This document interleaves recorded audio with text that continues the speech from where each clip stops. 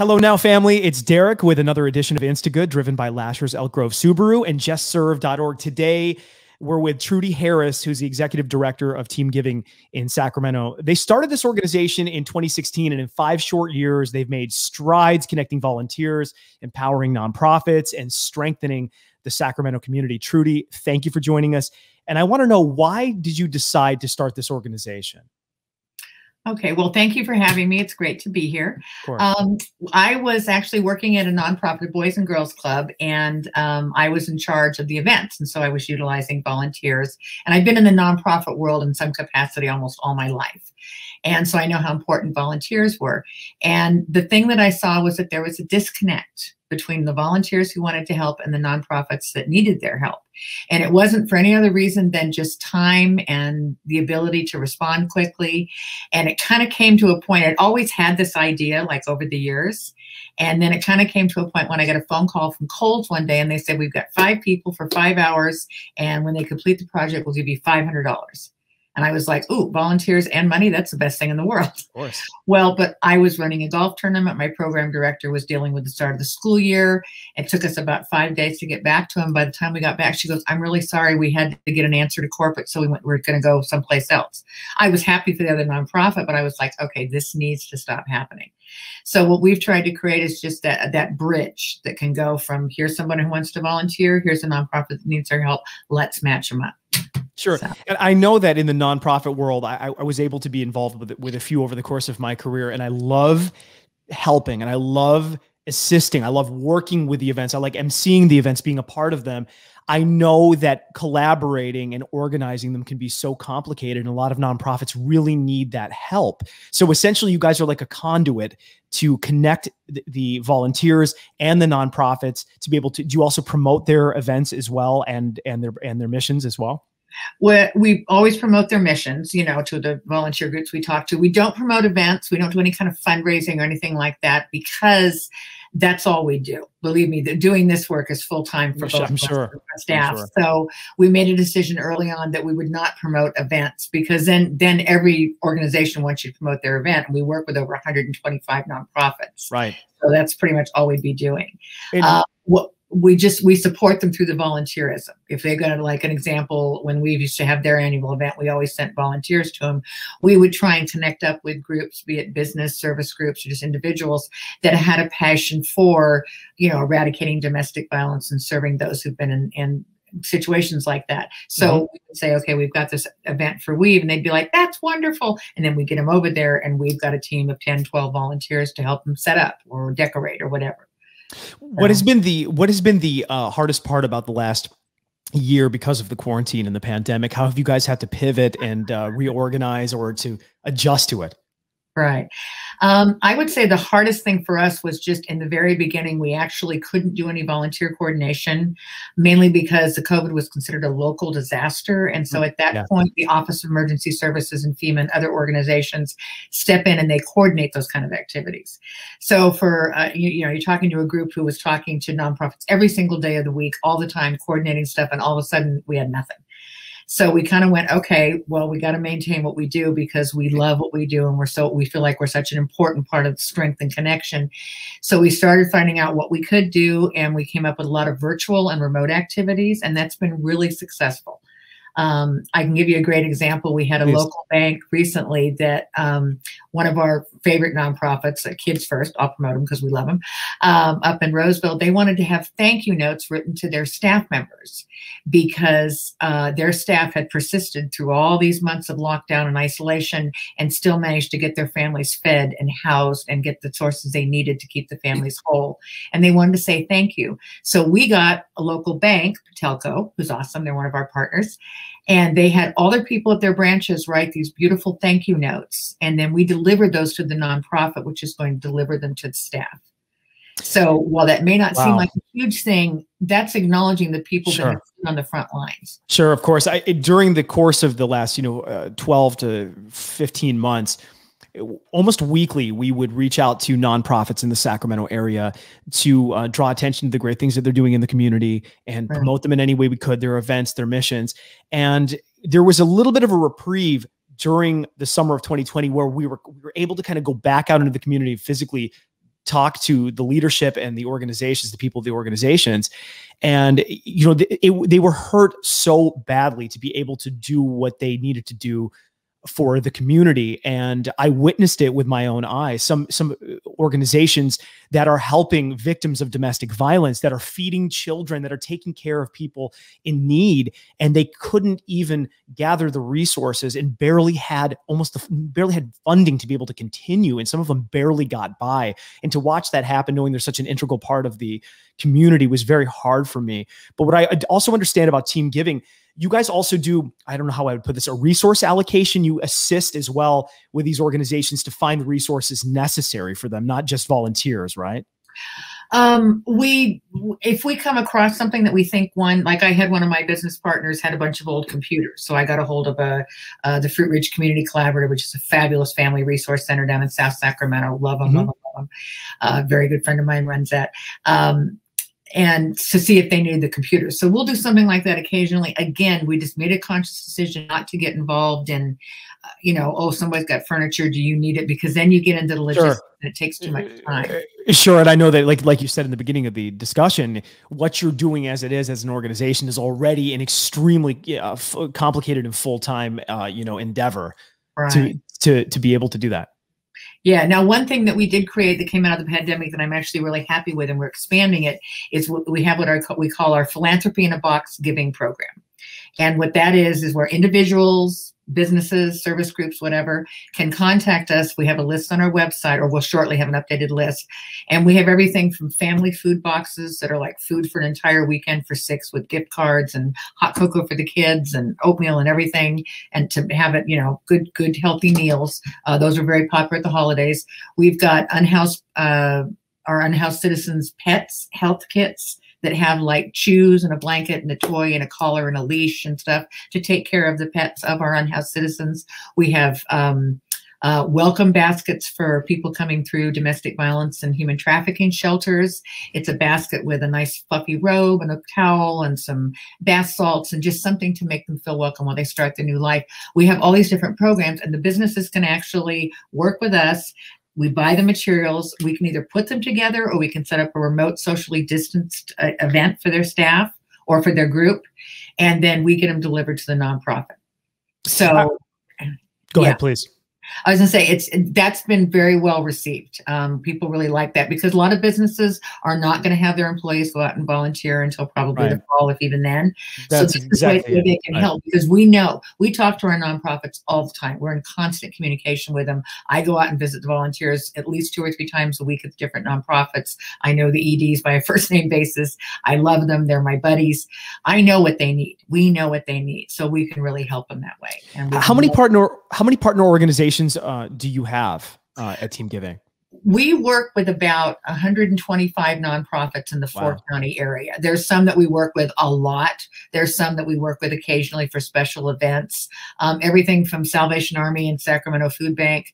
A lot of our organizations are smaller, kind of more grassroots, like the Fruit Ridge Community Collaborative, which was something that was started 4 years ago. It's an old school. They turned it into a place where nonprofits could each have an office and work together and collaborate on services and back office. We love supporting them because they're in an area that is very underserved and very challenged. And they're delivering, everything from food insecurity to tutoring to literacy programs to formerly incarcerated individuals, rehabilitation to society, job instructor, everything. So those are the kind of organizations we really go, yes, we want to help them. So, for those people watching, not only volunteers, but nonprofits as well, because we have done so many of these feature Instagood stories and videos with countless nonprofits in the area over the last 2 years.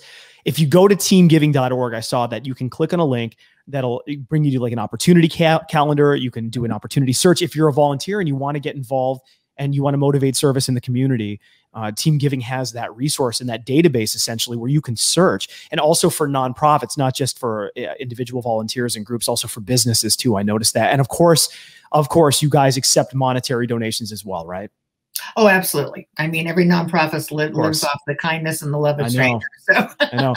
It's been incredible. Go ahead. Sorry. Go ahead. Please. I was going to say, yeah. And for the businesses, they can also contact us and say, hey, we do have a very, very low price, I want to say, fee-based program for businesses to help type a special event for them. So we do have businesses that call and say, hey, I've got 12 employees. They want to do something. Can you do it for us? And we do. We work it all out. We do the social media. We give them a little infographic afterwards. Sure. We do the signups. We make a special page. But anybody can sign up as a volunteer. It's very easy. Yeah. When you started this organization, I believe I said it is 2016, right? When you started? Yeah. When you started, you clearly saw a gap missing, something that this organization, Team Giving, needed to be created. You saw that opportunity, and you saw that you could help nonprofits, you could help individuals who wanted to volunteer. You saw that there was a void there, and you filled that, and it's been very successful for you guys. It really has. Yeah. When we first started, we thought, okay, this is going to be good. I think people will like it. And having worked at Boys and Girls Club, I had a fair amount of community contacts, as did my partner. She also worked at Boys and Girls Club. And so we were able to reach out to different people and get things started. We had no idea. At the end of 2016, we literally were sitting there the week after Christmas in our chairs, completely exhausted. We said, we have to hire more people. And we immediately hired somebody else and then added another staff member. So it just kind of grew. We've worked with every kind of business entity in the area. We worked with Intel, Aerojet. We work with Safe Credit Union, Patelco, lots of Rotary clubs and stuff like that. But we also get volunteers for projects for the service clubs and stuff. So sure. It's been really wonderful in terms of the depth of layers of community contact we've been able to make. And our favorite thing, we had one church that we coordinated a bunch of events for down in Elk Grove, and they fell in love with the Meadowview Family Resource Center, which is a fabulous resource center in the Meadowview district. And they just absolutely fell in love with what they do, and they adopted them, and they ended up doing a backpack drive for school, and they ended up doing a very large cash donation, and they did a Christmas toy, and they did that all on their own. That's fine with us. We don't want to keep volunteers forever. We want them to find their passion and go for it. Sure. What has been a really amazing experience for me in the last 2 years working in the community in Sacramento, getting in touch with nonprofits, is that the community, this is such a unique community because this area has been so gracious and so giving and so generous, even through the difficulties of the pandemic. That was my experience being on the ground and talking to people. I'm like, more so than almost every city I've ever lived in, I've never seen such passion for helping the community and doing service for the community than Sacramento. It really is something exceptional here. Yeah, you're absolutely right. It's an incredible community. I've lived in very small towns in Northern California, and I lived in San Francisco for many years. So I've been at both ends of the spectrum. Sure. While San Francisco may have splashier, bigger things going on because it's an urban area, Sacramento has that small town feel. It's a big really town with all the big stuff that the big towns have to offer. But if you're, in my neighborhood, I live in Carmichael, in my neighborhood, we routinely check with our neighbors all through COVID. You doing okay? Do you need anything? It was a surprise to me to hear that after living in it. Like you said, I grew up in kind of like small town Midwest, but then I was in Washington, D.C. and Atlanta. And then eventually I came to Sacramento, but I always knew it had that, it was a very a wholesome and community-oriented city, even for its size at 2.5, 3 million metropolitan. It didn't feel like people were out of touch. People cared about their neighbors. They cared about organizations. They cared about listening to people on the radio. And I was like, this is a wonderful place to be, to grow that spirit in the community. And you guys have a yearly, an annual celebration, right? Was it stifled this year? Yeah, we do. Our annual celebration of our volunteers. It's a volunteer celebration. Last year it was going to be the Heart of Volunteers. It was the 26th of March. So needless to say, it shut down very quickly. We did not revive it this year. And we're probably going to do something in the fall, maybe a socially distanced. We've actually relocated to the Sacramento area. We're down in the KBIE building, which I love being in the public radio because I love public radio. Me too. Television. Me too. Yeah. There are friends over there, of course. Yeah, they're great. And we actually are forming a kind of a partnership with the Impact Foundry, which is a nonprofit resource center. I met them and I actually spoke to them in one of the episodes of Instagood, as a matter of fact. Yeah, they're great. Yeah, I've been admirers and we've been members since we started Team Giving. And it's kind of a natural progression because we felt like the two of us together, because not only do we offer the volunteer, coordination and stuff for the nonprofits, we also have a very comprehensive volunteer program that the nonprofits can go through. We do workshops and seminars. So as well as helping them build their capacity through the physical volunteers. We want them to build their capacity through the knowledge and the learning and getting the tools they need to run a nonprofit. It's not easy to run a nonprofit.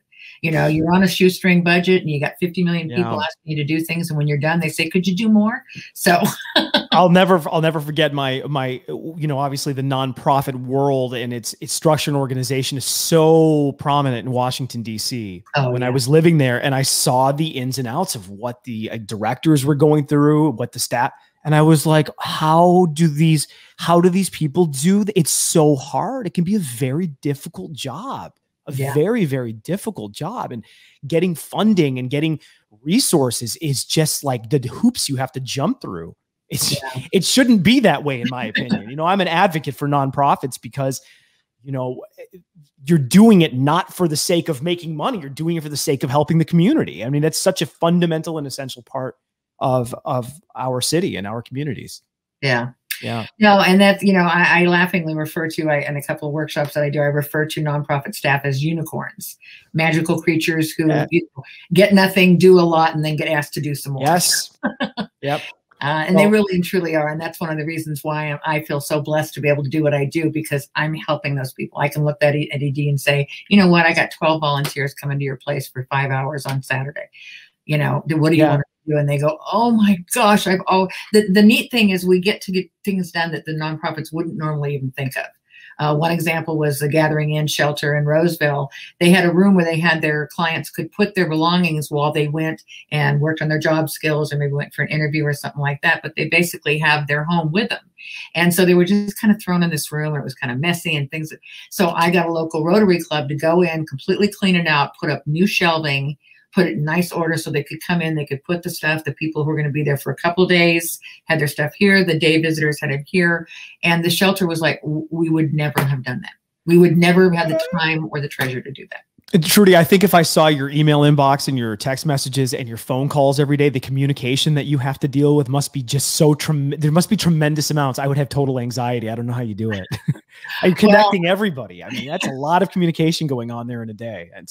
Well, thank you very much. I love what I do. And I have to say, Clearly. I mean, it's to help people. It's to make our communities healthier and stronger. Yes. And that's what it's all about. Trudy, Executive Director of Team Giving, we so appreciate your time. I know that you're very busy, and we thank you so much for joining us on this edition of Instagood. Thank you so much. Thank you so much for having me. Take care, Trudy. All right. Bye-bye. Bye-bye.